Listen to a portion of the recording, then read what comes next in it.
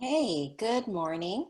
I am Dr. Joanne Yanez. I'm the Executive Director for the Association of Accredited Naturopathic Medical Colleges. And with us today, we have Dr. Trevor Cates, who is going to be presenting on healthy skin, and it starts within. And I'm super excited to have Dr. Cates with us. We are longtime friends and colleagues. And so before we begin, though, I just want to go through a little bit of housekeeping. The webinar will be recorded for all attendees. You'll get a copy of this recording sometime later on after we've compiled the information. And we will be having all of the attendees on mute. However, you are free to ask questions, and there is a Q&A box for you to ask any questions. I will try to do my best answering them, and anything that I can't take on, I will pass along to Dr. Cates in our Q&A section.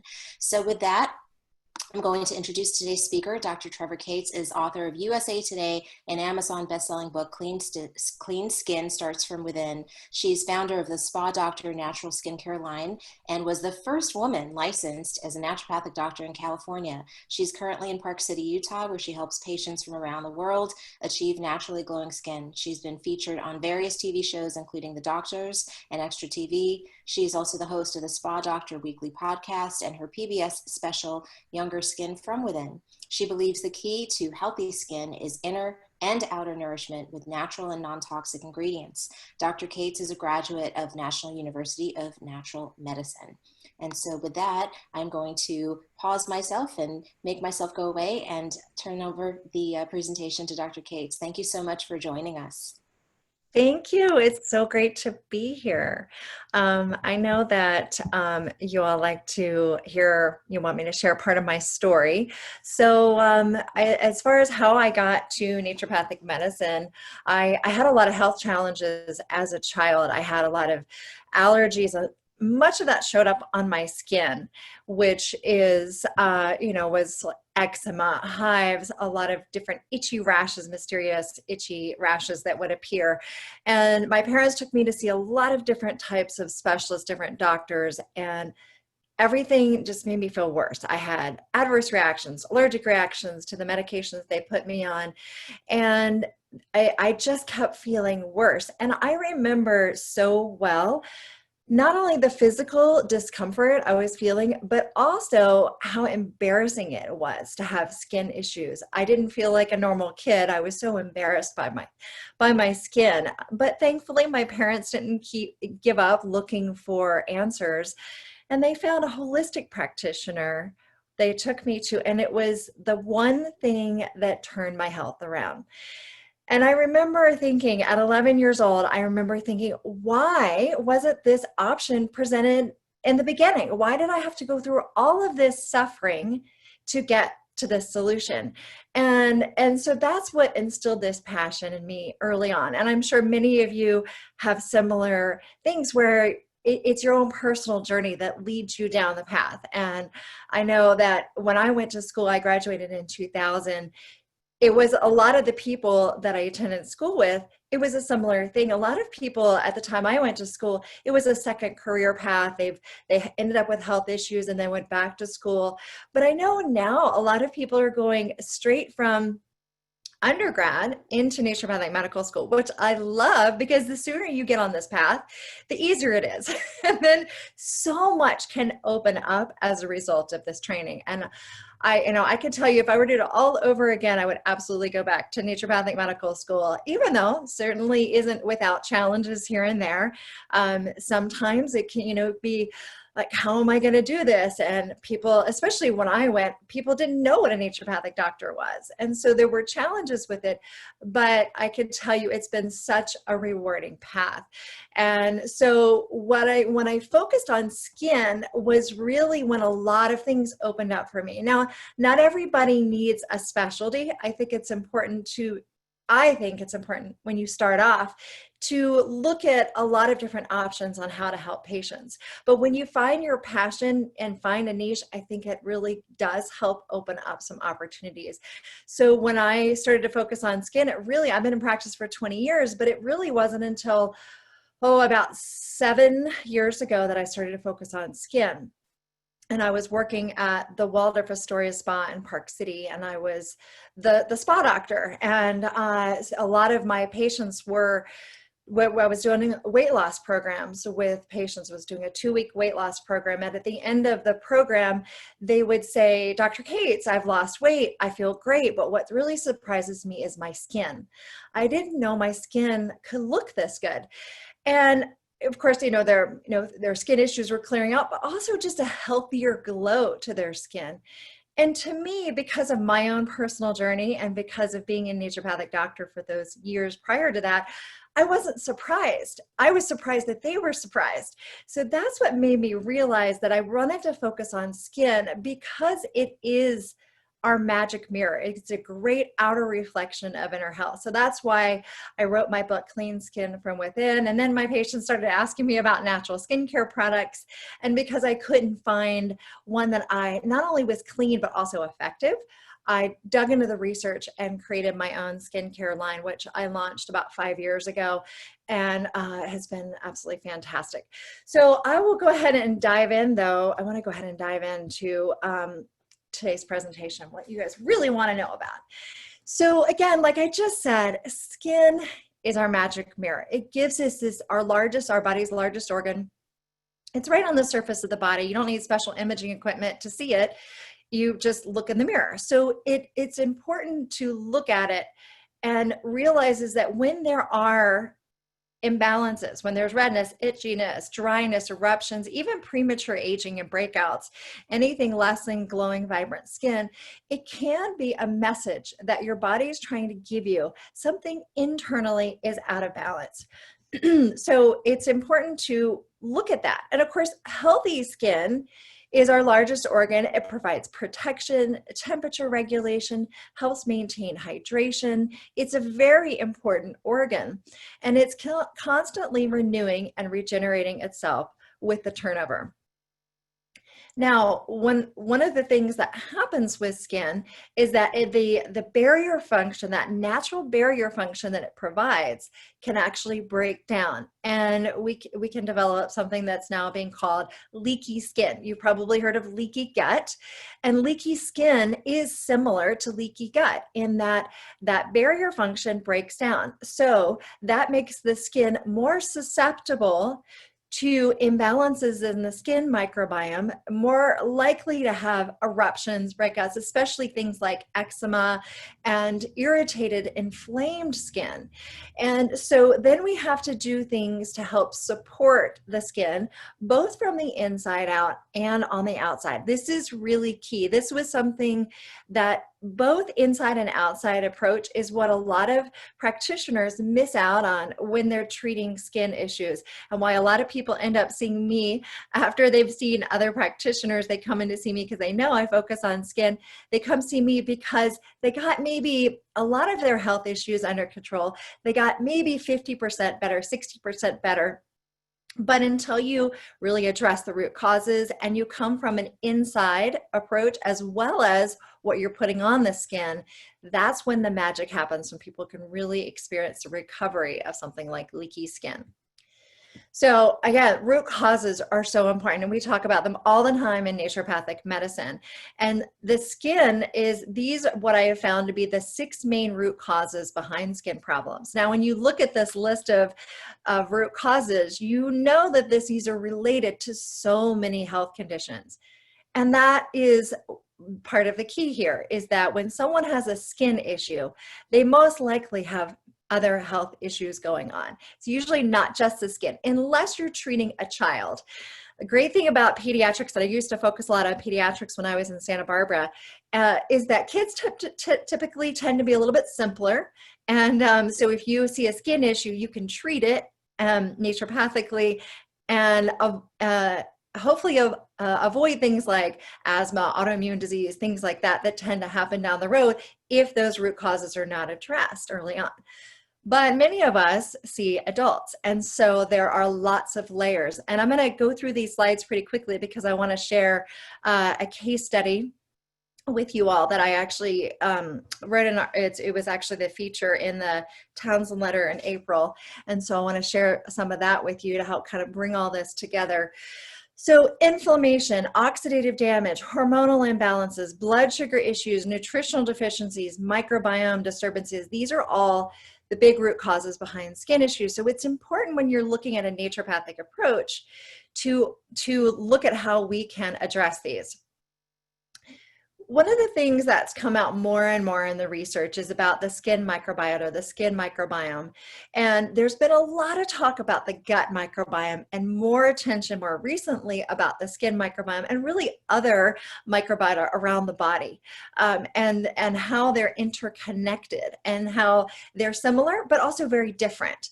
And so what we know about the skin is that it has this vast array of microorganisms that live on it that make up the skin microbiota. And imbalances in the skin microbiota can lead to a number of different skin conditions. And so what we want to do is create more of the balance of these and help support the natural lipid barrier, the natural barrier function of the skin, and the skin's immune system. And skin is amazing. It has all these different systems within it that we forget about, that a lot of times we just think of skin as just this exterior thing, and it's really more, other organs are more important, but skin really truly is important. And I'm an advocate for the skin, so I'm going to be telling you all about it today. So ultimately, when you create more of the balance in the skin microbiota, it can help prevent and address acne, eczema, other skin eruptions, and even premature aging. There are a lot of bacteria that inhabit the skin, and we're just talking about bacteria, but there are other microorganisms that live on the skin also. And our lifestyle plays a huge role in and the impact of the skin microbiota, where we live, who we live with, our hygiene practices, our diet, our age, and whether we're male or female or what we associate with, those can all play a role with the skin microbiome. And where on the body we're talking about it also really varies from one area of the body to another. And this graph is just about the bacteria. There are also fungi, there are mites that live on the skin, all kinds of different microorganisms that live on the skin that also impact these balances. So what we want to do is help support the beneficial bacteria, the balance, and improve the skin barrier functions. We want to be particularly aware that with certain skin conditions, when there's dry, sensitive, aging, reactive skin, especially after some people will go through overzealous hygiene practices, which I'll talk about, also medications, cosmetic procedures, those can create all of these things and more can create imbalances. So let me back up a minute and talk about more of the approach, more of the naturopathic approach that I talk about in my book, Clean Skin from Within. So in my book, I talk about these 4 different areas that help bring together help addressing the root causes. They're the clean plate, clean slate, clean body, and clean mind. I'm going to go through each one of these fairly quickly. I go in much more detail in my book, of course, but I want to touch on these so you understand this is truly a naturopathic approach. It's truly a holistic approach. It's not just using an herb to treat acne. It's not just using a topical cream to clear up a steroid cream to clear up eczema. It is a true holistic approach. So when we talk about clean plate, these are the foods to eat or the foods to avoid. Really what we want to focus on with skin is, and really a healthy diet overall, is getting healthy fats and oils, avoiding the bad fats and oils, getting lots of antioxidants in the diet, probiotics and prebiotics, collagen boosting foods, especially when we're talking about keeping the texture and the firmness. A lot of people are concerned about premature aging, so making sure we're also getting those. And of course, the side benefits to those help. The collagen boosting foods help your gut, your joints, and so many things that help with anti-aging.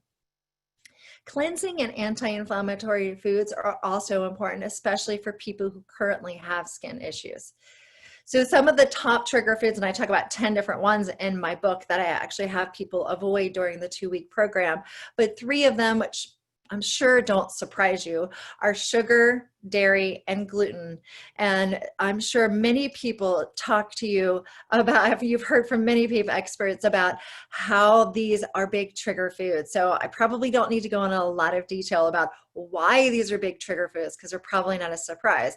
But these are three of the big ones that I see.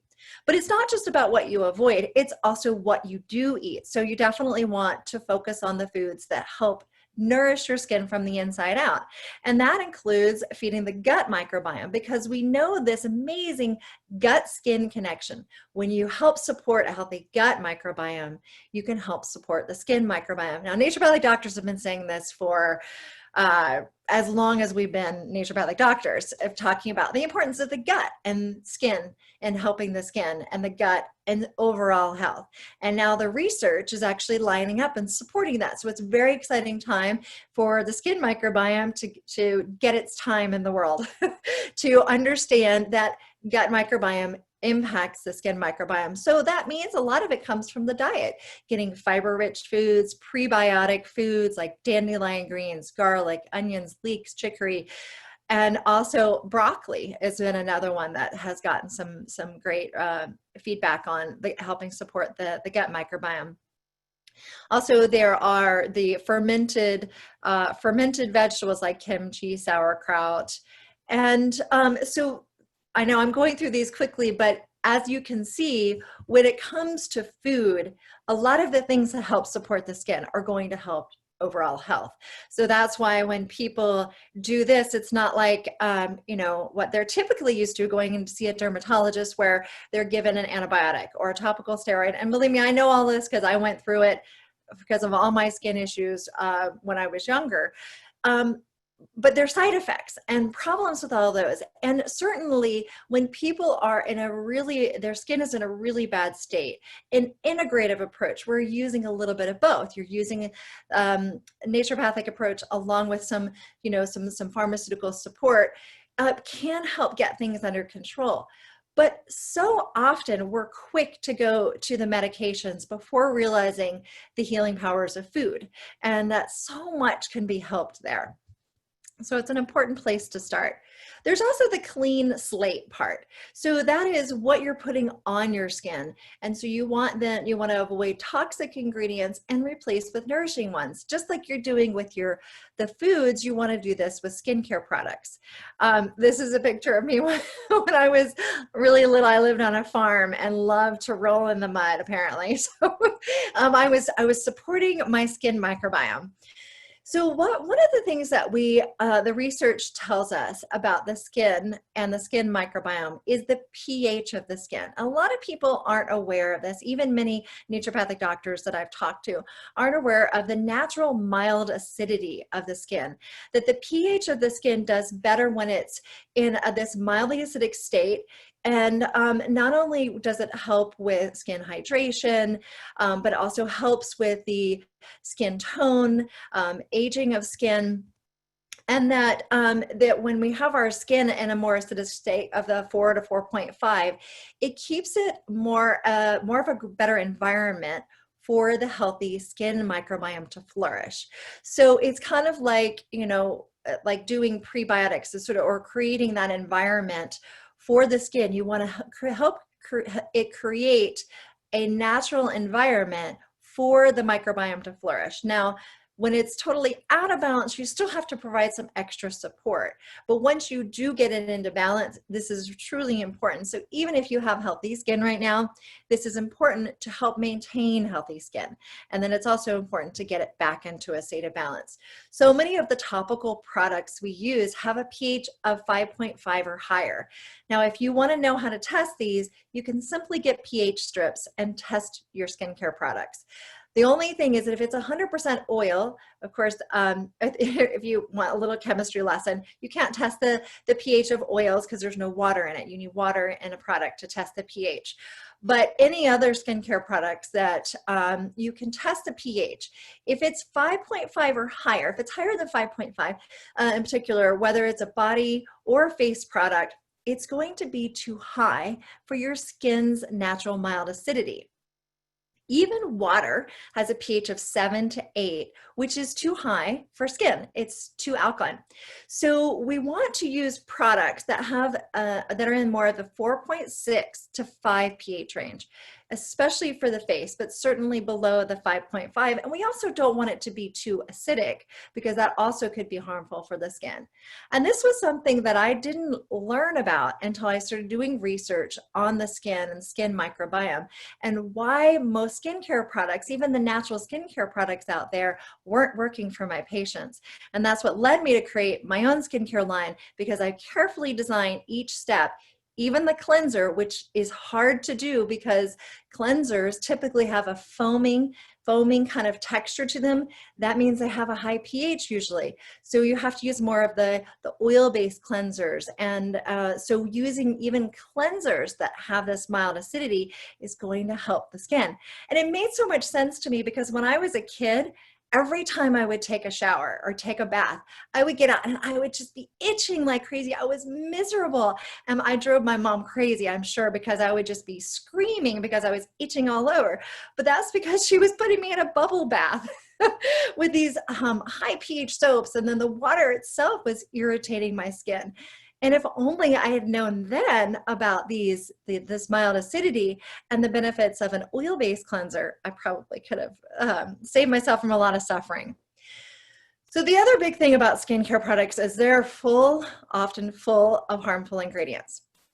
I talk about many of these in my book. Here are 7 on the slide. I don't have time to go through all of these, but I thought I would go through a few of them. And one of the biggest problems with these is that they're endocrine disrupting chemicals that are in many personal care products. And you probably heard about endocrine disrupting chemicals. If you haven't, they're hormone disrupting chemicals that have been linked to a number of health issues, including thyroid problems, certain types of cancer.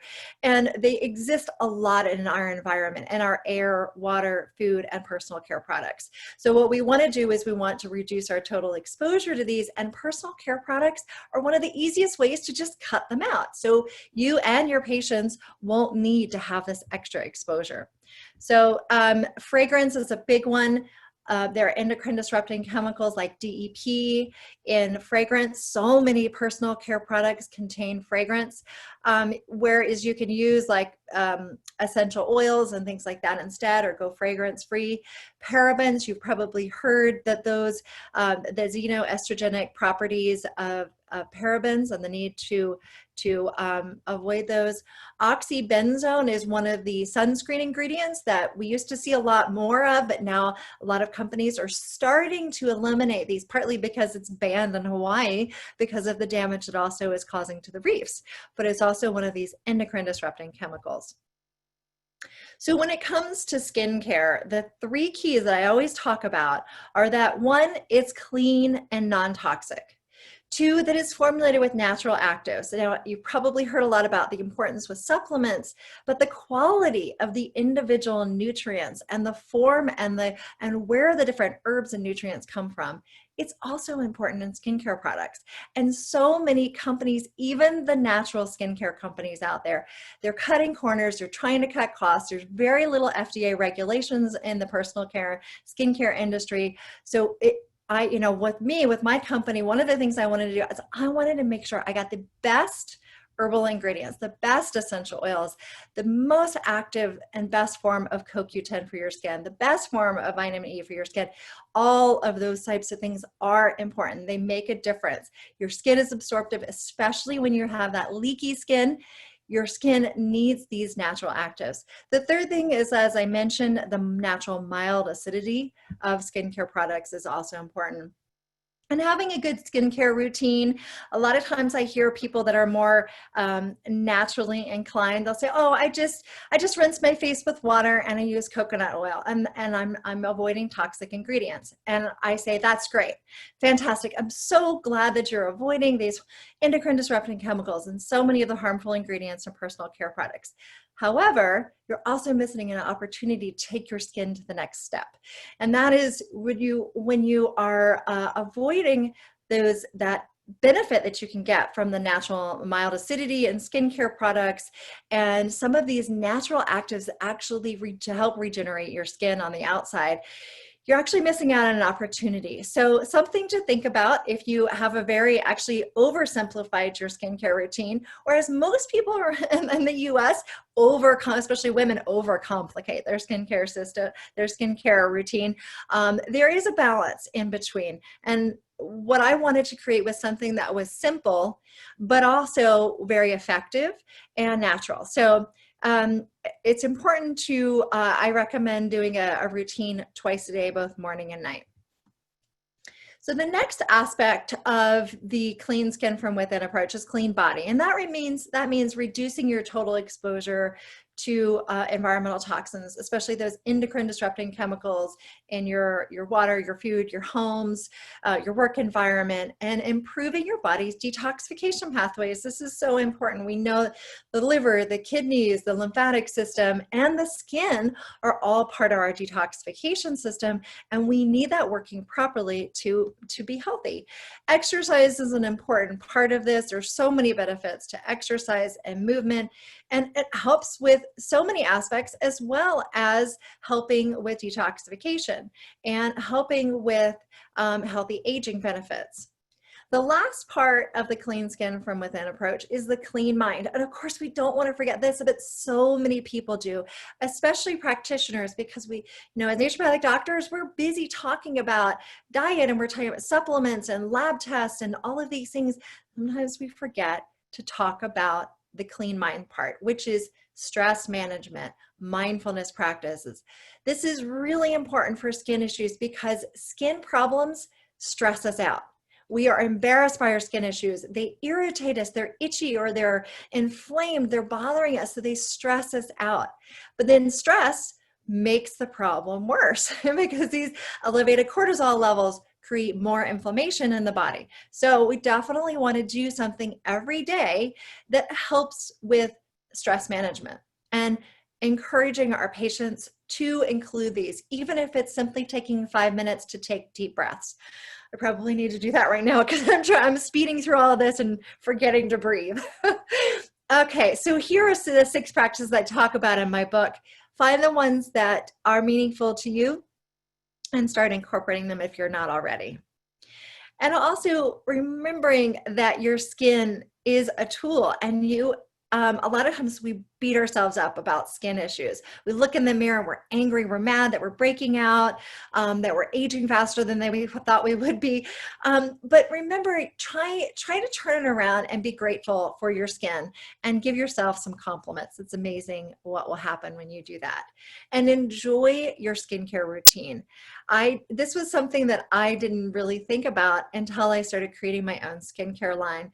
And when we would get feedback from our customers of how much they enjoyed the skincare products, the 4-step system, and how they started taking time to really enjoy this as self-care time. And I realized that it is an important part of that clean mind section of that I talk about in the book, of finding time to pamper yourself for self-care.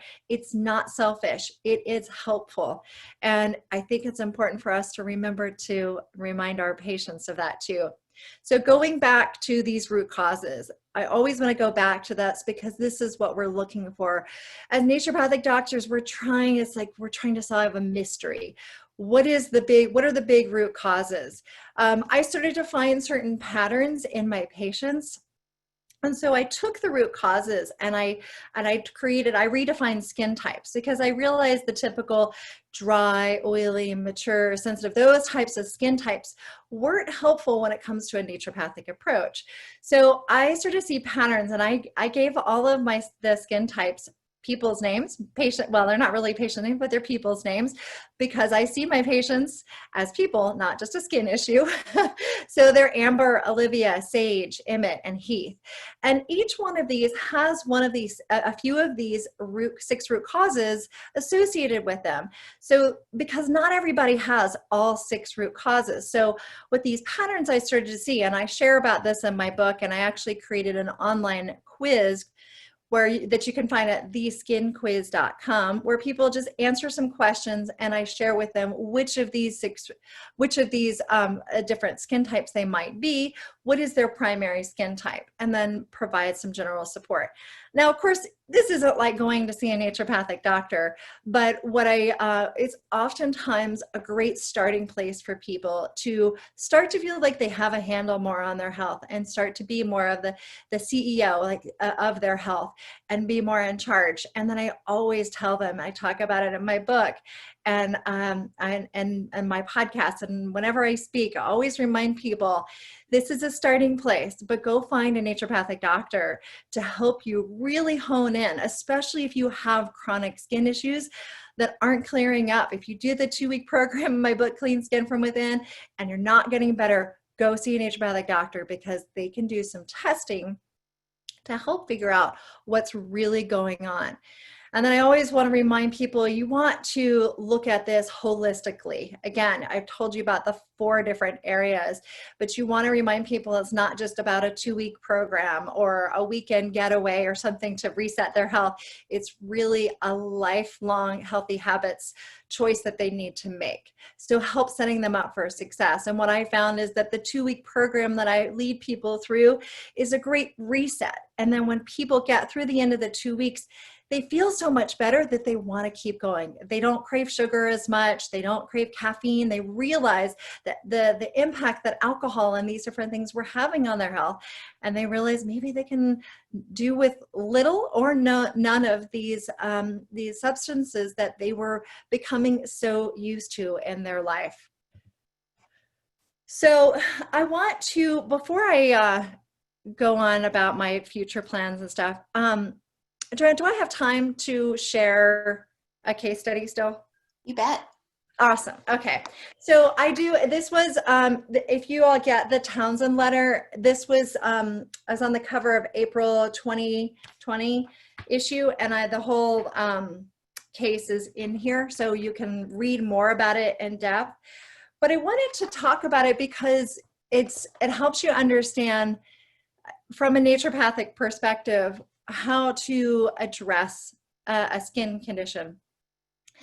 The main number 1 skin condition that we see in our practices is acne. That's the main one. Now, of course, there's eczema, rosacea, a lot of other skin problems that can be presented, but the most common one you'll see is acne. So that's the case that I wanted to share with you. This was, and I'm going to look back at my notes here to kind of remind me of all the details because I didn't create a slide on this. So this was a 24-year-old female who came to see me. She had acne on her face and back. She also had hypothyroidism and dysmenorrhea. Now, with your patients, you typically don't see somebody in a naturopathic practice with just one problem. Again, unless it's a pediatric patient, they might just have acne and nothing else. But typically with adults, you have multiple things going on. But they are interconnected, because if you think about this as based upon what we've talked about with root causes, there's probably inflammation, microbiome imbalances, hormonal imbalances. A lot of these root causes are connected. So you'll see people with multiple conditions. So I'm going to go through this quickly. Again, you can read this in the Townsend letter if you'd like to read the whole thing. So of course, I ran lab work with her and put her on some supplements. So I put her on probiotic, chase tree berry, evening primrose oil, a supplement for skin, hair, and nail support that contain things like vitamin A, B vitamin, zinc, MSM, green tea extract. I talked to her about her diet, about avoiding some of the big triggers like sugar and dairy, and encouraged her to increase her intake of fiber and phytonutrients. So when she came back, we still needed to adjust. We needed to look at her thyroid. So she had been on Armour thyroid. I switched her over to WP thyroid and actually lowered the dosage because it was too high. Now, if someone is hyperthyroid, and they can have too much oil in their skin. So when I adjusted her thyroid medication, her skin was less oily, but she was still breaking out. So we talked about her skincare routine, and she had been using Proactiv. I hope it's okay for me to talk about a brand name. I don't talk about it in the article. She was using Proactiv. She was using a Clarisonic brush. She had an overzealous hygiene routine with her skin. So I had her adjust that as well. And so I I had her do an African black soap on her body because she had really bad back acne. It was even on her chest too. So I had her do that. I had her using my skincare system and on her face. And I also got her a topical um, from my local compounding pharmacy. I have a really great local compounding pharmacy in Park City, Alpine Apothecary, and they work with me a lot to help with patients. And this is one of the big things that I think that I do that's different than a lot of naturopathic doctors, is doing these topical compounded prescriptions for my patients, because it's, of course, we want to do all the things from the inside, the supplements, the balancing hormones, the dietary changes, all of those things. But when we're talking about skin problems, we also want to do things topically too. So that's an important piece that I want to make sure you all take away. So for her in particular, it was a combination. I did several combinations for her, and really what it was in it is less important than just realizing that I customize this for the patient. So I try to go as natural as possible and just stick with herbs and nutrients like niacinamide, and for this one that was aspen bark, radish root, honeysuckle, and niacinamide 4%. But I also, because her skin wasn't getting better, I put in some glycolic acid, 3% glycolic acid. So that's a little bit more of an aggressive approach to use glycolic acid, or something along those lines, or salicylic acid. For some of my patients, I can use completely natural. I can use the herbs and the nutrients topically and not need to use more of the pharmaceuticals. But if you add in a little bit, again, it's more of that integrative approach when you have these patients that have more inflamed and irritated skin, more severe skin issues. So I also talked to her about how to do a mask for her skin, and making sure that all of her products were in the right mild acidity of the pH. And so her skin on her face was really clearing up. So this was an interesting little side thing that I learned with her. And her skin on her face was doing great, and she was doing PRP facials, which, by the way, is really great for acne scarring. So I referred her to a local doctor who does those, Dr. Amy Killen, to do the vampire facial, the PRP facials. And so she did a series of those, and so that was helping with her acne scars, but she still had this acne on her back. And even though she was using the black African soap and being really careful, even with her laundry detergent, she was using a very natural laundry detergent. So what I had her do was to actually, because I started thinking, so the laundry detergent has a high pH, and her skin needs a little bit lower pH. So I actually had her start adding vinegar to her laundry whenever she'd do her laundry. And the next time I wasn't sure if that was going to help. And the next time I followed up with her, she said, my back acne is gone. And so I thought that was really interesting. This is a case of one. So I don't know, I haven't really had this come up with other patients where I need to do this to this level. But it's really interesting. Sometimes we have to get creative with patients. But she did. I'm so happy to report that she's doing fabulously. I'm still doing follow-ups with her to help maintain her thyroid medication. But she's really we just check in, and she just tells me how happy she is. I could tell you, when you work with skin issues, people, and really there's so many other health issues that people are so grateful, but when their skin issues clear up, when they have had walking around with acne or eczema or these horrible skin conditions, and you help them clear it up, you change people's lives. Because not only do they physically feel better, but they feel more confident. And I've had so many patients like cry on the phone with me, because I do a lot of virtual consults or in person, feeling so happy that they are able to finally clear up their skin issues. And so when you're looking at areas to focus on, if you are looking at dermatology, it certainly is, I find, a very rewarding area. But of course, there are lots of areas you can focus. So as far as my future plans, I know AMC wanted to ask about this, and I I'm really focused now on the Spa Doctor company, on our skincare products and our supplements, and growing the company. In its second year, it took off so fast that I really didn't have time to maintain my clinic anymore. So I only do some phone follow-ups with my current patients and things. So I don't really do a lot of patient care anymore. But I do think it's an amazing opportunity that naturopathic medicine can open a lot of doors, because we are such profound experts in the area of natural medicine, and there's such a need for natural medicine experts, especially those that are trained fully, not just health coaches, which, I've got lots of friends who are health coaches, but they all say, gosh, I wish I was a naturopathic doctor like you. I wish I had that degree. I wish I had that license. I wish I had the ability to really help people with lab testing and things like that, and working one-on-one on a deeper level with them.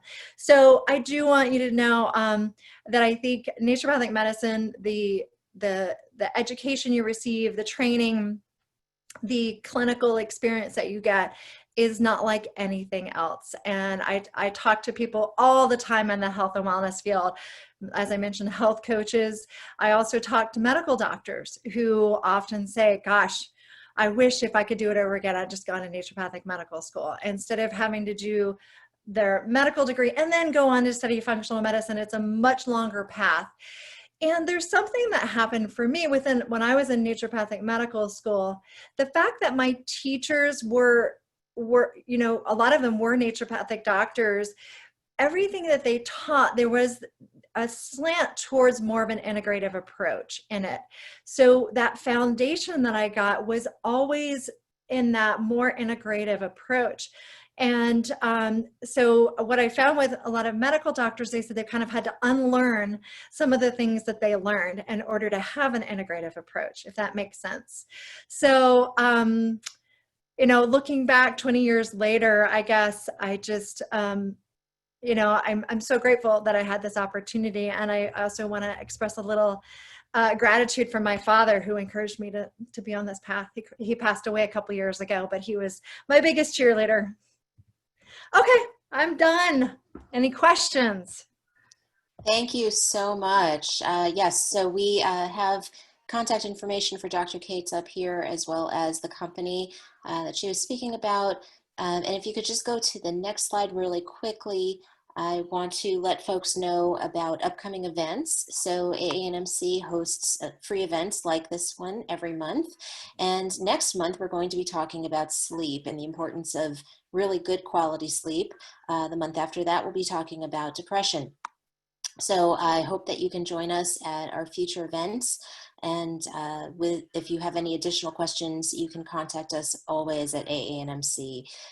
So Dr. Cates, there were a number of questions that came in. So I'm going to do my best to get through these as much as possible. So the first one came in about natural sunscreens, and can either people make them at home, or what are the ways of because a lot of people right now are trying to minimize their trips and all of that. Is there a way to either make sunscreen at home, or what should people be looking at for a healthy sunscreen option, both in adults and children? I would be careful making sunscreen. There's a lot of skincare products that you can make. I have a lot of DIY skincare recipes in my book, but sunscreen is a tricky one because you can't test the SPF. You don't really know what kind of protection it's providing you. So I would advise you to be really careful with that. The great thing about today being happening to be in today's world during a pandemic is that we have all these things, access to things online.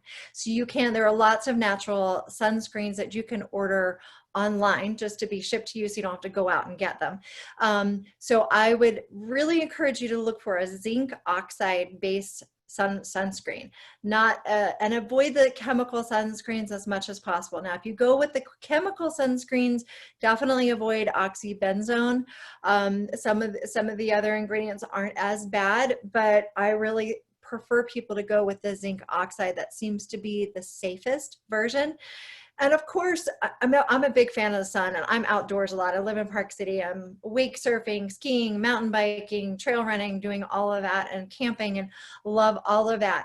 But being mindful, what I try and do is avoid the peak hours in the middle of the day. I try and get out in the morning and in the evening, especially during the summer. You have longer days, so you can enjoy those. And then I get my work done in the middle of the day when the sun is the harshest, trying to use hats and sun shirts and sun pants and those cover ups, and staying in the shade as much as possible also, because sunscreen is not the only answer. You can't just assume that putting sunscreen on is going to protect you 100%. I do have some good podcast episodes on sunscreen, so I encourage you to check out the Spa Doctor podcast. It's thespadoctor.com/podcast. I just had a guest on, for example, recently, who she actually tested a lot of different natural sunscreens, and she talks about her favorite ones. I also sell a natural sunblock on the Spa Doctor website. It's made by Michelle. Actually, I have two different ones that we sell made by Michelle because they're zinc oxide based. Thank you. So one other question that is kind of a sign of the times right now, hand washing and hand sanitizer use has increased a lot. And so there are many people right now experiencing skin issues as a result of that. Any advice or thoughts on that? Yeah, it is really tough. I would beware. The hand sanitizers are everywhere, and it's tempting to go over and use whatever's at your grocery store, or at your child's school, or where at work, or wherever. I would encourage you to bring your own, so you know what you're using on your skin, and try to avoid just all the ones out there, because there's some really toxic hand sanitizers, and even hand soaps and things that if you can't see it, the label yourself, just don't even use it. I encourage you to bring your own. I have my local compounding pharmacy make one, and but you can find other ones that tend to be a little bit gentler, and definitely find a hand sanitizer with aloe so that you can have that with you. And watching the alcohol content. If it goes too high, then it could be more harsh on your skin. And also with soaps, I prefer hand washing over hand sanitizers when you can. Of course, when you're out and about, it's hard to do that, but having washing your hands when possible rather than using hand sanitizer is also good. And you don't have to use harsh soaps. You could use a more gentle soap. A lot of it has to do with the friction and the way that you're washing your hands more than the ingredients that are in the hand soap. Thank you so much for that. So there are a few questions about eczema, and also eczema in folks with more pigment in their skin. So African American babies tend to have high rates of eczema and allergies. I know you talked about the relationship between allergies and skin conditions overall and the importance of addressing the root, but is there anything that you can speak maybe to some of the ethnic differences that we see in different types of skin tones and skin composition? Yeah, I mean, one thing I would say is that when it comes to eczema, it's what I call the Emmett skin type. With the Emmett skin type, there is more of an immune system component to it than the other skin issues. So we want to do things, and the inflammation, the internal inflammation, I call it skin inflammation, where that internal inflammation shows up on the skin. So addressing the inflammation, managing, helping support the immune system, which of course is important overall right now anyhow. But a lot of that comes from the gut, and helping heal gut permeability issues, that inflammation that comes from that, and identifying food intolerances, food sensitivities, and avoiding those, and healing the gut at the same time. That's really important. You don't want to just take foods out of someone's diet, just do testing and take foods out of their diet. You've got to help heal the gut. That's extremely important. And that's a mistake I made early on in my practice. I would just take people off of food and then make them feel deprived. Whereas if you can actually, and then I started to realize if you actually do some gut repair work, if they accidentally get a little bit of that food every now and then, it's not the end of the world. unless they have a full-blown allergy, of course. But a lot of people have more of the food intolerances or sensitivities, and those can be lessened when you address the gut and help balance the immune system. A lot of that has to do with the gut, but part of it is looking at herbs and nutrients to help with the immune system, nutrients as well that can help support the immune system. And when it comes to African Americans and being more predisposed to eczema, I mean, there's definitely, with all skin conditions, there's a genetic component to a lot of this. I would actually address everyone the same as far as looking for the root causes, doing testing, looking at food intolerances, looking at gut permeability problems, doing gut dysbiosis testing, and looking for the root cause and treating everyone as an individual. That's the most important thing to look at.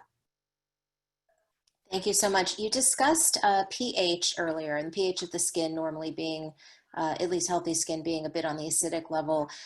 Without, fancy skin sensors and things like that at home, is there a way for people to better understand where their skin pH is? Um, well, testing your own skin pH is not easy, but you can test the pH of your skincare products. So at least you know what you're putting on your skin. If your skin is healthy, your pH is probably fine. If you have the right balance of oiliness versus dry, it's not too oily and it's not too dry and it's not breaking out, you don't have any redness, inflammation, irritation, your pH of your skin is probably where it should be. But if you have your skin is ultra oily or ultra dry or inflamed or red or itching or breaking out, erupting, then most likely your pH is off. So you want to make sure that you're healing that skin barrier function. And part of that is supporting the natural mild acidity.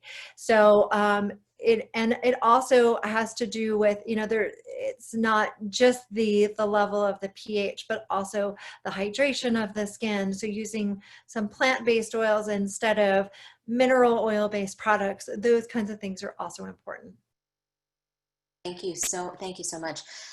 So we have a few questions about maskne, because everyone has increased the use of facial masks and the heat and the irritation that may be caused. Any tips or tricks?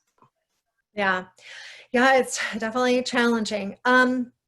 Well, again, everybody's different. What I find is that a lot of people are finding that the cloth masks are less irritating than the synthetic materials.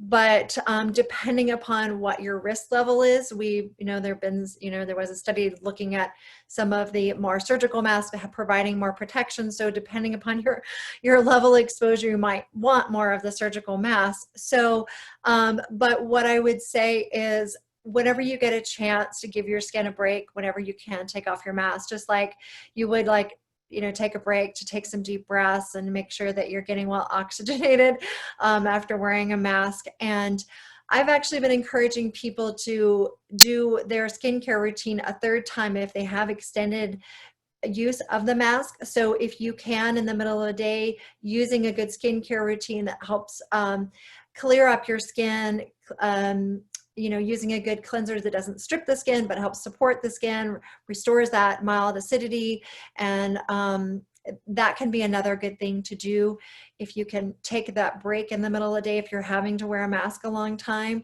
to do your skincare routine. And remember, for women, you don't need to wear makeup. That's just going to irritate you more. Skip the makeup where you put your mask.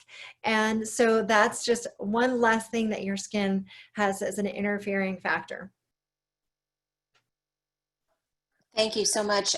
So you talked about the 4 steps of the daily routine, and we have a few questions here about, maybe some additional components like rollers or gua sha, and other things that sometimes people are seeing buzzwords right now. Everyone is talking about the facial rollers and the quartz rollers and so on. So I'm wondering if you can talk a little bit about that. Absolutely. So what I was talking about was more of your daily routine. But there absolutely are things that you can add in a few times a week or a few times a month that can help support your skin.